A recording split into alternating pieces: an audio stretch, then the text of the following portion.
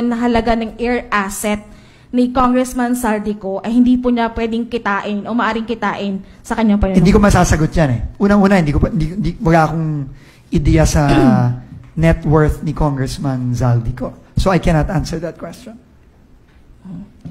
Tapos, But very clear lang, sabi ng NBI at ng DOJ kahapon, freeze all assets.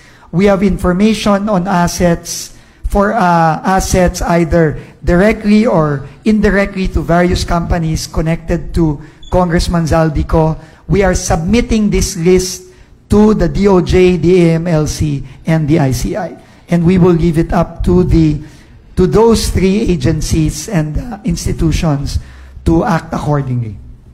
Tapos, Secretary, pagkatapos po ng pagpapadala ng show cause orders, ano po ang magiging expected nating next process natin doon sa 10 DPWH officials na may mga lavish lifestyles? Kaso, administrative cases, no, will be filed if there is evidence that is not disproven.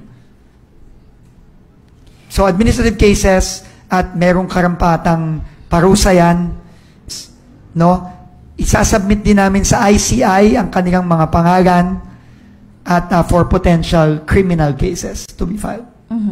And since nabanggit na rin po natin si Congressman Saldico and nasa ibang bansa po siya, ano pong mga legal remedies natin? Paano po din kaya yung monitoring na dapat gawin natin habang nasa ibang bansa si Saldico? I think may gagawin na ang DOJ at ang ICI dito. So, hintayin na lang natin yung mga aksyon ng ICI at ng DOJ in the coming days. Tapos, Sec.